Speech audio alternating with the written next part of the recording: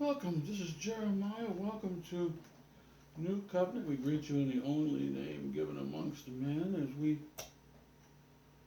get ready for a few things. Pardon me, this is supposed to be ready, and it's not. Okay. Just in case we want to find some scriptures here, and the computer is slow. Here we go, here we go. We rejoice in the Lord together with you, and together we rejoice. Some of you might get a little confused here. Don't. The Bible is a little complex at times.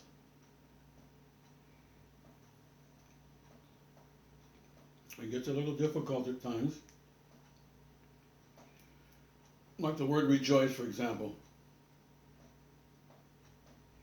It means to have joy again.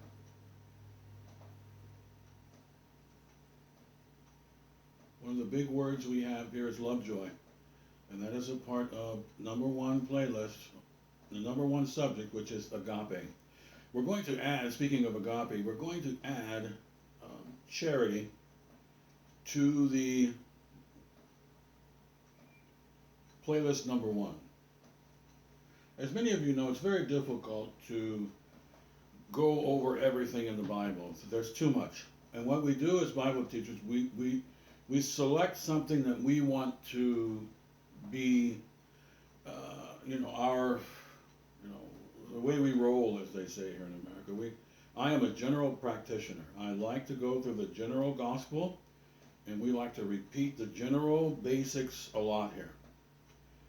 I just finished a lesson on, we have those two ready. I just finished a lesson on food. Well, what I'll probably do is I'm going to have to make that category 53. We're going to have to add more categories. I didn't want to do this, but we're going to have to do it because what will happen soon. Let me share with you what will happen in this ministry if we compact too much into one subject, such as agape. It's going to get too thick, which means we're going to have to add another number to help people memorize. In other words, the whole goal here is to help you memorize and to be comfortable with your Bible and the terms that are there in the context. Okay, and that's my goal, is for you to have maximum learning. At a reasonable rate. Let's put it that way. For those of you who have engaged this ministry, this servitude is a general practitioner servitude. I will never go into a lot of detail on the beast. I think there's over 100 titles for the beast. We're going to have to spend we're going to spend more time on the beast and so forth, and the harlot.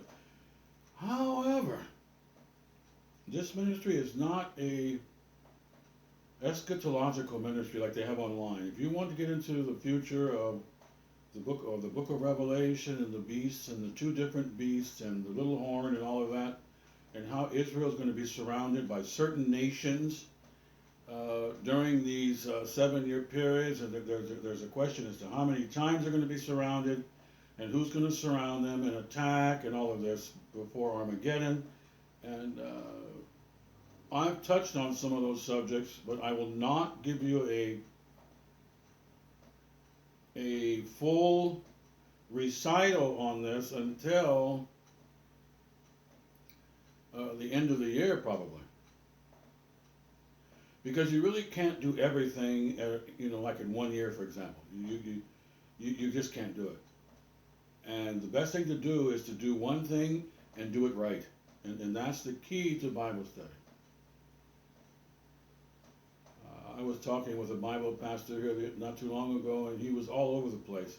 And he was in too many places at one time. For me to understand really what he was trying to say, kind of. But the point is that I would never say anything, totally. I would never say anything like harsh or negative. Only on a rare occasion would I ever do that. For instance, if I run into someone who is Catholic, I might have to get harsh because they're breaking the number one command. You see the point? But it depends on the situation. For example, I had a very good Catholic friend. during my years in college and afterwards, who was from Guatemala. And I spent a lot of time with that gentleman, hanging out at the beach, and so forth. But I would confront him periodically about his upside down bent crosses and all the things that are part of what he is associated with. And I had to be firm. However, we were still good friends and so forth. You see the point? You have to use your head as far as when you're going to allow things to go down and when you're not. And that has to do with number 26 in this ministry is how do we approach people and correct them. Now, if you want to get into that, I'm not going to get into that today, which is number 26 in this ministry, which is you first we generally warn people, or we have some sort of reproach. Okay, and that means what are you doing, and I'm going to warn you. Those are the first two things we generally do. Then we have the word reproof, which is this is how I'm going to correct you, as the Bible says, and the Lord is really speaking through David quite powerfully, and the psalmist, where I think that's Psalm 50. We need to double check that, but I will reproof you and state the case. I'm going to correct you and tell you what's wrong, because precision is what Dr. J here is all about here. And I'm into precision. I'm not boasting about being some sort of a brainiac or anything. I'm just saying that's why we're taking our time with Matthew 1 through 24. Then we're going to go through the rest of the book, and we're going to take our time with 1 through 10. We're just about ready for 10. 10 is going to be our big enchilada, as they say in Spanish. It's going to be our big job here. 8 and 9, or even 7, 8, 9 are not going to be that, as far as I know and what I'm going to do with it, it's not that big a deal. 7, 8, 9 can almost be placed on one lesson maybe, probably 2 or 3. It'll probably be more than that, but I always underestimate, but so for me as a Bible teacher, I already know what I'm going to do. I already know the material basically, and I'm going to be sharing it with you. Okay, this is Jeremiah with New Covenant. We're going to finish Matthew chapter 5. It shouldn't take too long. I don't know how long it's going to take, but it shouldn't take too long. And of course, next is 6, and 6 is already done. 6 took quite a few boards here and a lot of work, as I used a visual media presentation as usual. And I just looked at 7, 8, and 9, and we're going to breeze right through those 3. 7 might take a little while, but 7, 8, and 9 are going to be rather easy for us to go through. And when we get to 10, we're going to have to stop. Just like 5. 5 is a lot, in my opinion. 5 and 6 and 10 in your Matthew book here, in my red letter edition here, it's tough stuff. 5, 6, and 10, if you want to be relatively comprehensive, you're looking at a lot of work. Paul said that he was a workman, and that's what you're going to have to be in general to be a C student here, and make sure that which is what you should be. We had some D students and here recently in Bible study and so forth, and they were into a lot of sports, and that's why they're D students. They're not D students because they may have been in special ed. They're D students because they want to be D students. Let's put it that way. A lot of people are what they are because that's what they want to be. It's not as though they don't have the ability to find something to excel in. It's just that they're just going to be entertainment people. America is basically entertainment oriented. Unfortunately. That's why it's Babylon here. Now, America used to be kind of half Babylon, half Ephesus, half Philadelphia church. They had their act here together pretty well with the Saturday Evening Post, with Norman Rockwell paintings. America was much more on the ball than it is now.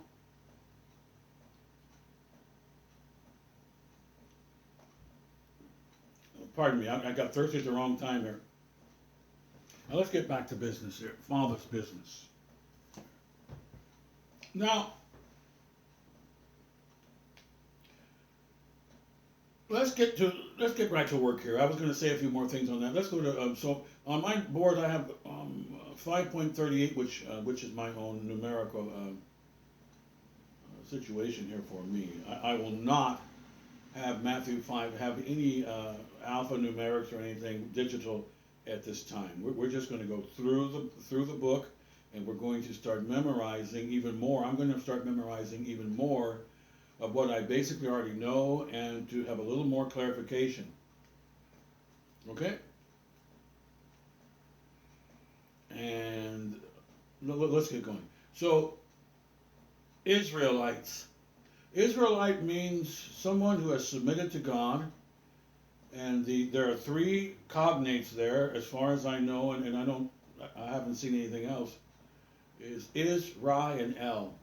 That means submitted, loving, under the one, or El.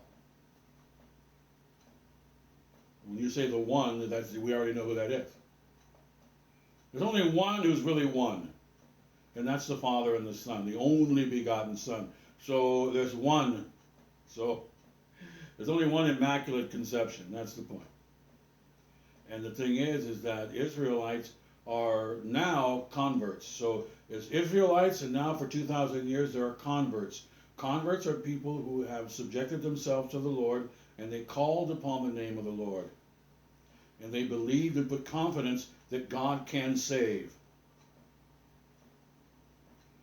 And they're putting confidence back into reality. Adam and Eve went on a hippie trip. Way out there in hippie land, thinking that they might be similar to God, or they need to find more than what they have. And that's called wrong answer. That's called bad news. And let's continue. So Israelites became converts, or what we might call saints or Christians. These terms are interchangeable, and they are world changers. When you become a person who is merciful, you're going to stand out. Let me give an example, and I don't want to go into this. I've gone into this before.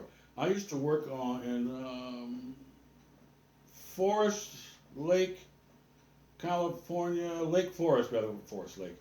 And next to Irvine, California, and right on off the 405 freeway. And it was a subsidiary of Ford Motor Company called Ford Aerospace, DIVAD division. And when I worked there, there was a gentleman who was a rock and roll gentleman. And unfortunately, he had started listening to some of these rock and roll bands that have like devils on the front and stuff like that. And what they're doing is, these rock and roll bands, they're heaping up evidence for them to go downstairs. Whenever you do something evil and you don't get saved, everything you did goes on a record. And a lot of these people who make this music, who are making fun of ministers on their album, and even they had one image, one of the bands he had that he was following, his name was McDoogie. I called him McDoogie. And McDoogie worked with me in the factory there, the DIVAD. We made Army tanks. Unfortunately, the Army tank was shut down. But let's get going for two reasons. But the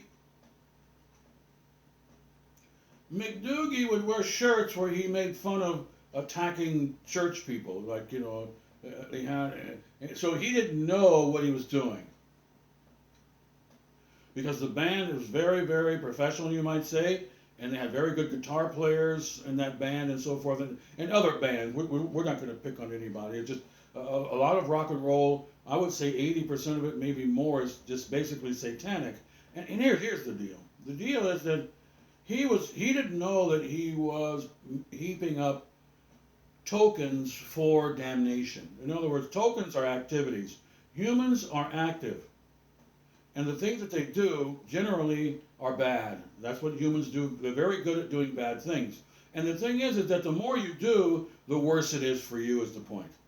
And so he's walking around with a shirt whereby that the band is making fun, And they're also killing animals too during their ceremonies, their concerts. One of those bands, two of those bands would kill animals right there at the concert, which I was wondering why they didn't get in trouble with the SPCA and these organizations, but they did it. They would actually kill animals and so forth. Here's my point. My point is that they didn't eat the animals evidently, which is fine in my particular book, but I'm Native American, so to speak. Here's the point. Here's what happened. He said that me and Mike, or Mike and I, that we were different than everybody that was basically in the area there, the sheet metal area and so forth, with paint prep and welding and so forth. And he walked up to me one day and he said, "You know what?" He said, "Jeremiah, you and Mike, you don't talk about people, and we're noticing that you basically," what he's saying is that I'm living the Beatitudes that we just went over. And that's the goal here. The goal here is to have people look at you and go, wow, these people care for each other, and they really do care for each other. And that means that there must be a God. That's the point. They're glorifying God. They're showing that God exists. Like when you see nature, you see that God exists. And when you see people behaving very well, it should make you happy, because that lets you know that God exists. Let your light shine. We just went through that in Matthew chapter 5. We did mention that scripture, that they may glorify God and so forth.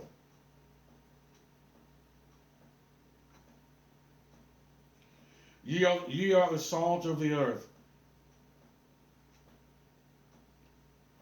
So you are the ones who are going to be shining as the light of the world. And God made me and Mike and I, prominent.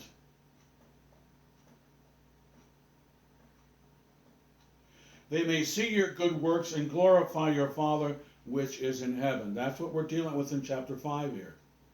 Is that people can demonstrate God and His presence by behaving the way God or Jesus Christ behaves. That's the point.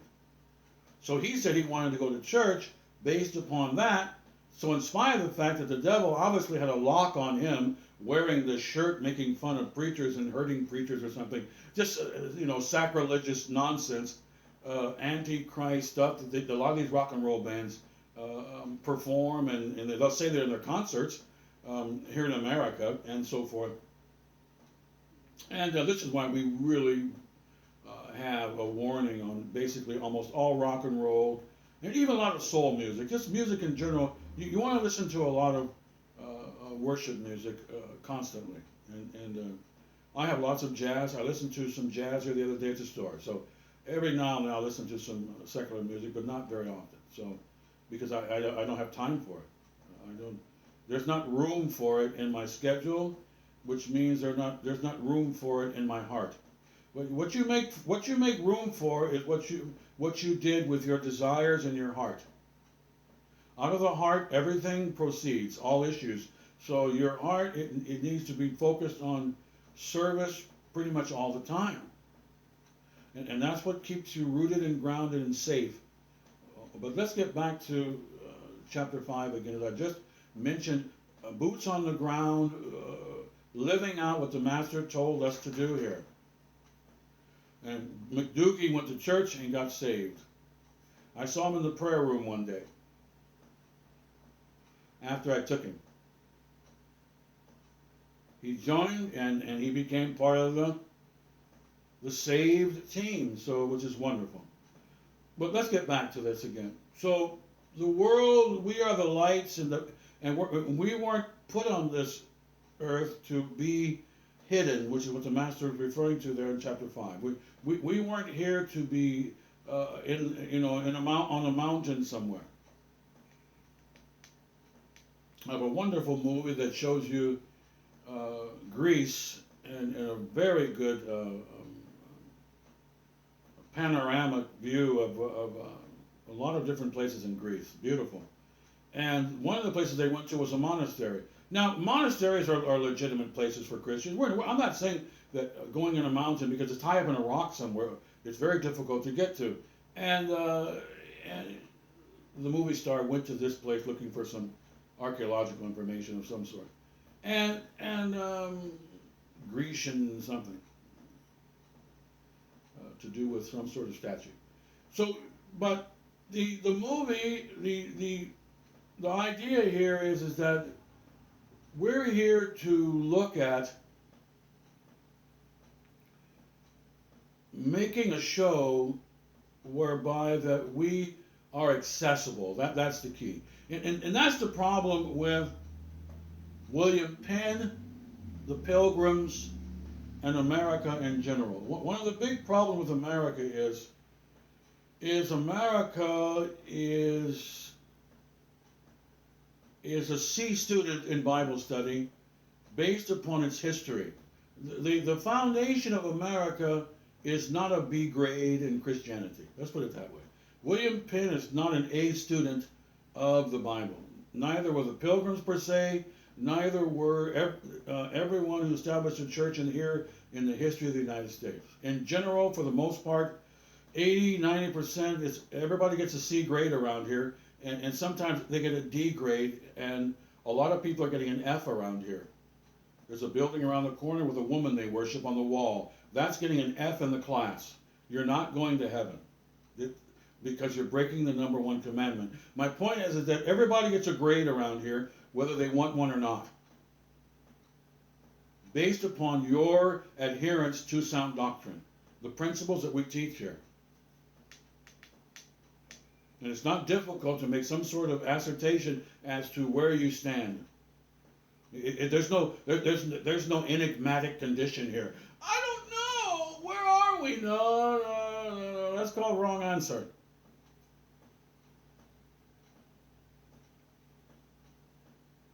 And unfortunately, William Penn and these Pilgrims, these people have presented a very difficult case.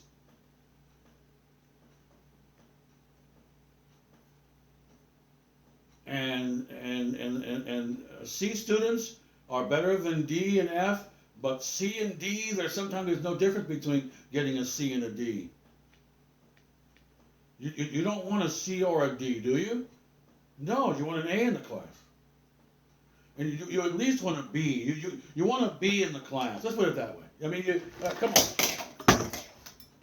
Sorry about that. We got things dripping and falling everywhere. But you want a C in the class. I don't know how that happened.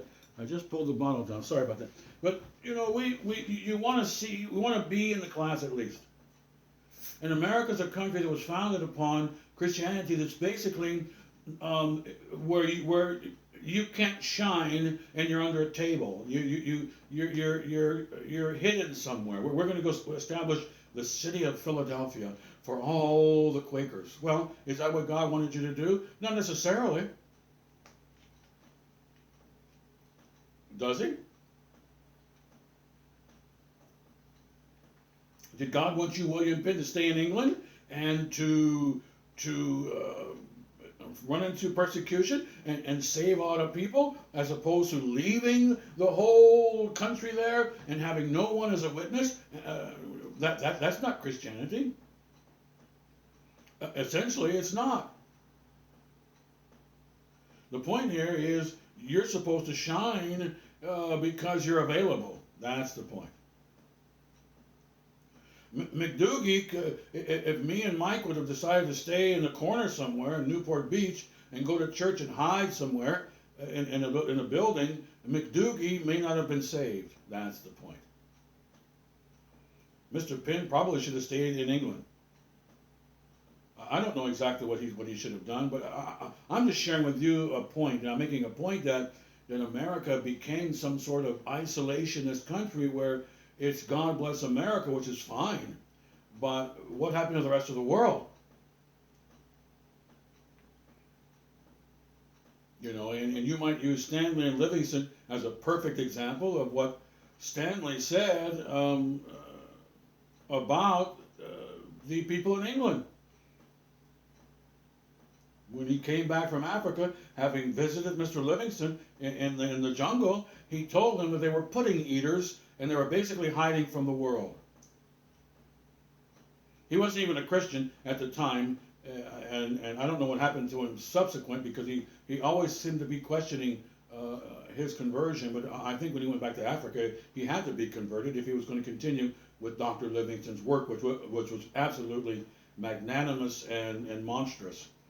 As far as the African continent goes, he's probably the most influential human being in the history of the African race, maybe. But here's my point. My point is that he called them pudding eaters, and they were basically hiding in luxury, and that's exactly what they're doing. It doesn't mean they may not be saved. It means that they're not really on the ball, because the whole point is for you to be shining, and the world can't get salt if you're hiding somewhere. You have to get out there and have your salt be effective in the world. It's very simple. I'm not saying that William Penn did something horrible. God worked with these gentlemen who wanted to kind of flee and run away. But the point is that you can't run away from being a Christian and taking up your cross daily. You can't run away from it. So Penn may as well have stayed right there and ran into the abuse of the rich there. The rich are, as James said in the book of James, don't the rich abuse you. So he wanted to run away, and his dad didn't like him hanging around the poor Quakers. And he said, I want to hang around them. And he said he was going to disown him and take him out of the inheritance and so forth, if my memory is correct. And he said, you can do that. I love my life now, and I'm hanging around Christian people, and we don't think about money when we go to church. And number one, we don't have to think about money, number one. We don't have to think about it. We have to handle our business, but we don't have to think about it the way you do, which is going to chapter 6 of this lesson, which I'm going to teach tomorrow, which is take no thought. Don't take any thought. Take no thought. Take no thought. That means don't own thoughts of Gentiles, of worrying about money, discussing things ad nauseum, and getting emotional about things that Gentiles get emotional about, which is the Master says in chapter 6 here. These are the things the Gentiles talk about and worry about. Moses never talked about a job. Adam and Eve never talked about a job. Abraham never talked about a job or worry about a job or all this babble that Gentiles argue, think about, worry about. We have to be aggressive over here. That's not a Judah man at all. Right? These things the Gentiles do. They take thoughts. I was talking to the lady at the convenience store. She was crying or something. It was terrible. It was very sad. And she was talking about being a single mother and so forth. And then she told me that she was trying and trying. And I told her, I said, ma'am, I already know your problem. And let me make a suggestion. Okay? And I'm not going to, we're not getting on your case. This is kind of the wrong time for it. But here's my point. I want to help you. And here's the best thing to do. Quit saying if you want to do things by yourself. You were never meant to do things by yourself. Never. And what you're doing is you're on a roller coaster. 1 minute you're proud of yourself, and the next minute you failed. And the next minute you're proud of yourself like a basketball player or something. And you're on this roller coaster of a Gentile, where, we did it, we didn't do it, doggone it. And, I'm just depressed. And that's for Gentiles. That's the point. Because it's your performance. You were never meant you were meant to read the book of Psalms. The Lord is my shepherd, I have no want. Why? Because he maketh me do this. He leads me, I'm not my shepherd. It doesn't mean I can't lead myself periodically. That's not the point. The point is you need to install a king. You need to install a shepherd. And you haven't installed one. The reason why we Christians are so relaxed is because we've installed our king. And it bothers people when we hang around Babylonians here in America. I've hung around Babylonians here in America, and I bother them because I tell them I'm relaxed in Jesus, and they go, I'm not relaxed. I have to perform tomorrow, so I must concentrate on my performance and my abilities. So you leave me alone because I must perform. I must assess my performance, and I must, and on this, and that's Gentile conversation. They're owning thoughts that we Hebrews don't own. A convert's not supposed to own those thoughts. That's why the Master says in Matthew 6. I don't own thoughts of worry, and because I don't have to, because the Lord is my shepherd. He maketh me. He leads me. I don't lead myself. That's the key.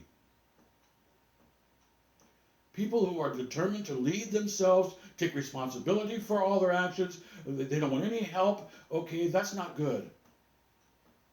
Because the world was never meant for you, even Adam and Eve, to do things on your own.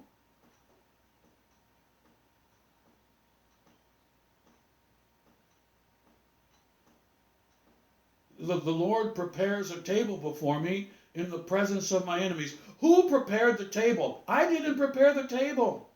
It doesn't mean I'm lazy. It just means that Father does quite a bit here. That's the whole point of being a convert, is that Father's a helper. Okay, that's the point. I want to do it myself. It's horrible to see people like that, because what they've done is they've rejected Jesus Christ, and they're going to pay a price for it, because you need to make that good shepherd your supervisor. That's the point. I'll be right back as we get back into this, and it's dragging on because we're into some deep stuff. Chapter 5 is tough to get through. 5 and 6 are tough. I'll be right back. Maranatha.